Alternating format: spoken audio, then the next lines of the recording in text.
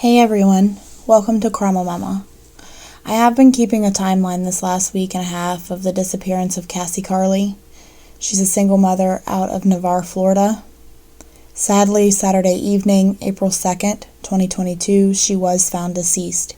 My heart hurts for her daughter Saylor, her family, and her friends. Although it's terrible and painful for them, it is truly amazing that her friends and family want to spread awareness about domestic violence and honor Cassie in such a way that will change the lives of so many DV victims. I have been keeping a running timeline and updating it day by day as the search went on for Cassie.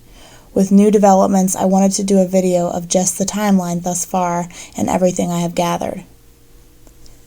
Cassie Catherine Carli went missing out of Navarre, Florida on Sunday, March 27th, 2022. She went to Juana's Pagodas in Navarre for a custody exchange to pick up her daughter Saylor from Saylor's father. Cassie is described as an amazing mother. I think the glow in both Saylor and Cassie prove that. You can feel the love Cassie had for Saylor. At 7 p.m. yesterday, Cassie went to pick up her child from a scheduled custody exchange or a parent exchange, whatever it's called. I don't know. It's irrelevant. She was picking up her child from her child's father, who is a known abuser. His name is Marcus Spanavello. Many of you know him.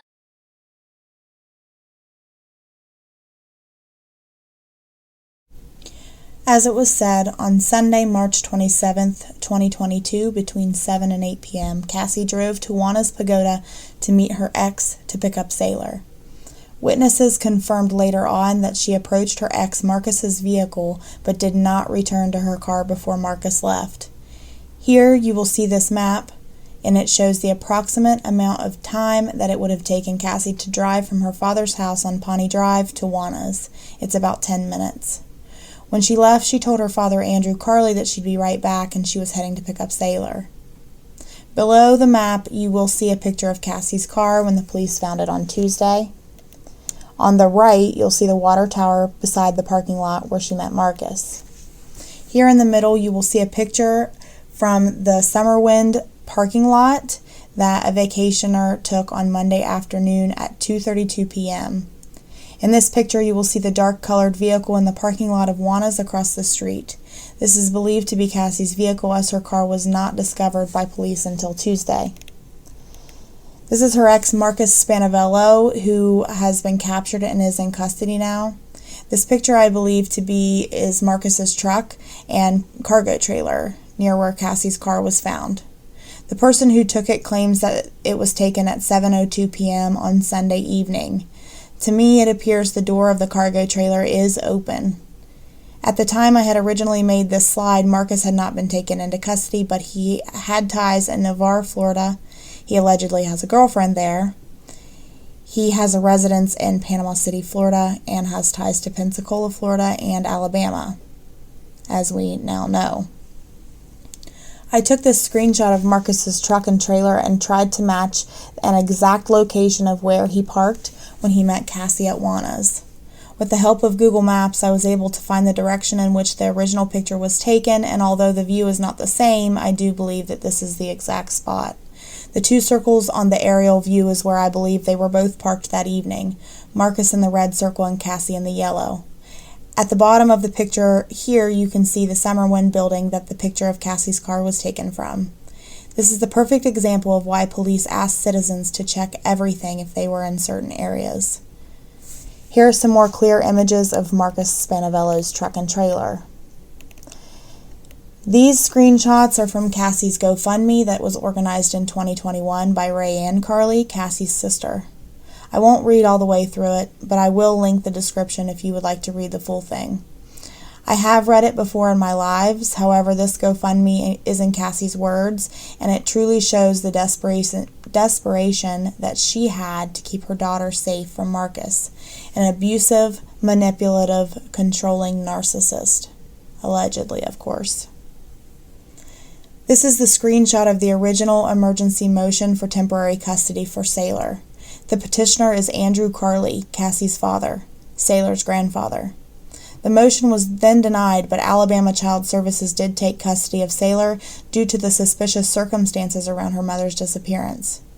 It is still unclear whether Saylor is back with her maternal family as of today, April 6, when I recorded this. I hope that information remains unclear until she is safe with her family again.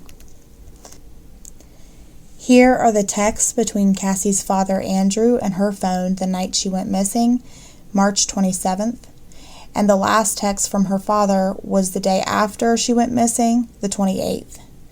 The family does not believe that this was Cassie responding. And here is the Facebook messages between Cassie's sister Rayanne Carli and Cassie's ex, Marcus Spanavello. Marcus, she's the last person to see her alive. She's been telling me for the last 2 years that this dude has been threatening her. He's pulled a gun out. She's worried. She's never wanted me to come around. And she's always said, if something happens to me, it's him. And Cassie wouldn't leave her daughter.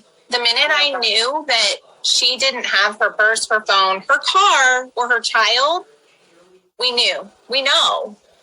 We're just praying that he makes a good decision and we can find her. These texts are between Cassie's father and Marcus. It seems very obvious to me as I read these that he was lying. Feel free to pause so you can read them if you haven't seen them already.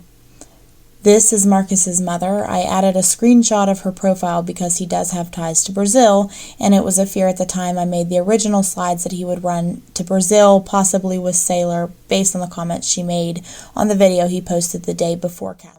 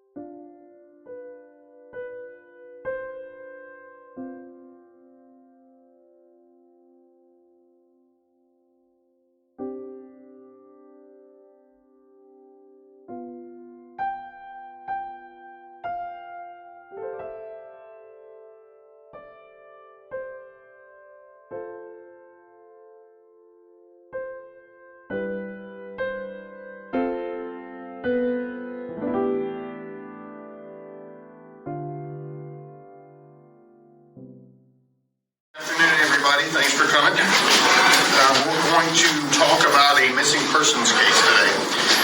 A Navarre woman, Cassie Carli, 37 years of age, was last seen Sunday the 27th behind Juana's Pagoda in the parking lot. She was there to meet Marcus Spanavello, who I think also has his photograph as well. They have a child in common, a 3-year-old girl. They were met there to do a child exchange. That was the last time that we know of that Cassie was seen. The next day, Monday the 28th, about midday, we received a call from Cassie's father reporting her missing. The next day, Tuesday the 29th, we find Cassie's car behind Juana's Pagoda. And what we found concerning was, inside that car was Cassie's purse. And as you know, most women don't leave their purse behind when they go somewhere. So that caused us a little concern. Then, Wednesday the 30th, we located Marcus in Birmingham, Alabama. 3 detectives from San Jose County drove up there to interview him. They made contact with him and also with Saylor, the daughter, and they called out Alabama Child Services, who checked over the girl, and that was that for that part. So they interviewed him and came back here.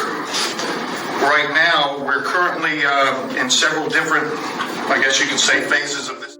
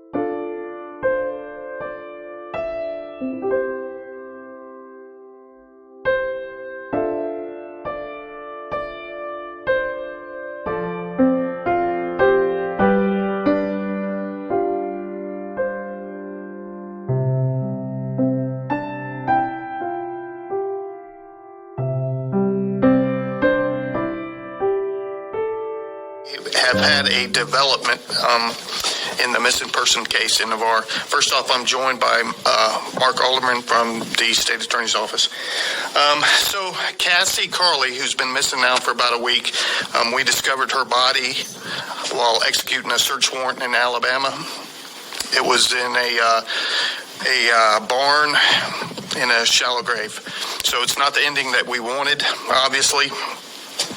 But we're hoping to provide a little closure for the family. And also, as you know, as we reported earlier, the suspect is currently in jail in Maury County, Tennessee, on charges of tampering with evidence and giving false info reference missing persons investigation. Our major crimes unit, I can tell you this, I've never been more proud of them. They've served multiple search warrants in multiple states, traveled over 1,500 miles in a week searching for evidence in reference to this crime. So I want to thank them, but I also want to thank FDLE, FBI, Fish and Wildlife, Tennessee Highway Patrol, Tennessee Bureau of Investigation, Alabama Investigation Division, St. Clair County SO, Alabama, Springfield PD, Alabama, Walton County, Bay County, and Okaloosa County for their assistance. Good afternoon. Right now I'm standing off of Highway 11. This is one of the main roads that goes in and out of Springville. And that barn you can see over my shoulder right now, that is where investigators say they found Cassie's body. The coroner told me as of this morning they were scheduled to do an autopsy on Cassie's body today, and I'll be checking with them shortly about those findings. The Santa Rosa County Sheriff Bob Johnson said that their detectives found Cassie's body here in a shallow grave on Saturday night. Johnson says Cassie's ex, Marcus Spanavello, has ties to this property. And I don't have a folder on you, so I'm going to ask the magistrate to tell you what the folder says you're charged with. Your Honor, it's got a confusion from justice charge taken out by Trooper Cotton with Tennessee Highway Patrol. The defendant is charged on the oath of a credible person by a judge in the state of Florida. The defendant does have issued warrants for his arrest with full expedition. The defendant was stopped for a traffic violation that occurred on I-65 in Maury County. It's got the whole from Santa Rosa County, Florida, Your Honor. All right.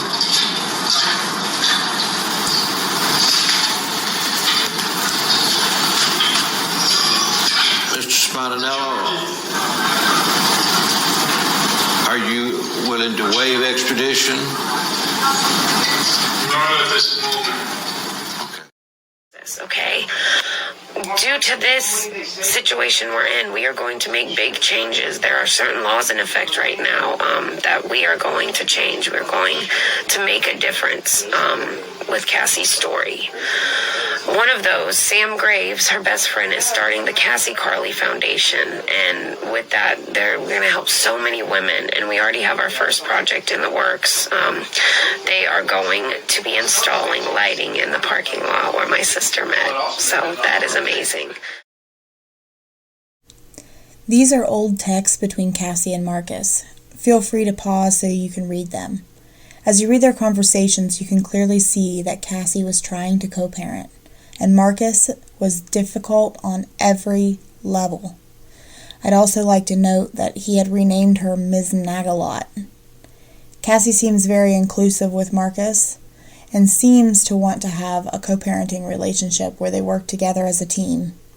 It does not appear he wanted the same.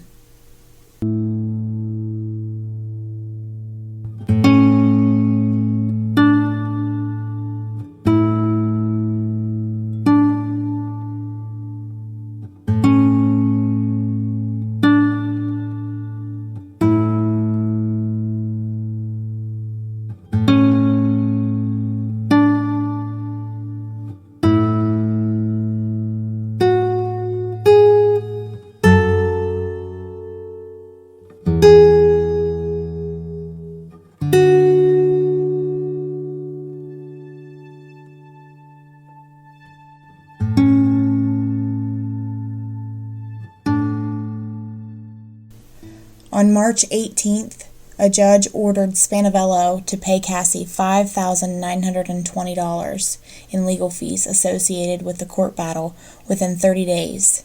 Cassie attended the hearing over Zoom in the office of her attorney, Aaron Wentz. Everybody in the office is pretty upset about it. We've been dealing with Cassie for quite some time. Very, very wonderful young lady, Wentz told Fox News Digital on Monday. As far as the lengthy court battle that's been going on, it never got to the point where I felt like something like this would happen. Honestly, this was a shock. Wentz said his office does not have any records indicating that Spanavello paid Cassie any of the $5,920 that the judge ordered him to pay her.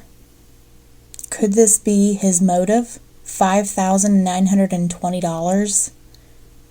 Cassie also planned to get her concealed carry permit to keep her and Saylor safe, but her sister Rayanne said that he had not had any blow-ups recently and had been acting cordial. The calm before the storm. Please, if you or someone you know is a victim of domestic violence, contact the Domestic Violence Hotline at 1-800-799-7233. Make a plan and run. Don't walk. And don't forget to never go alone.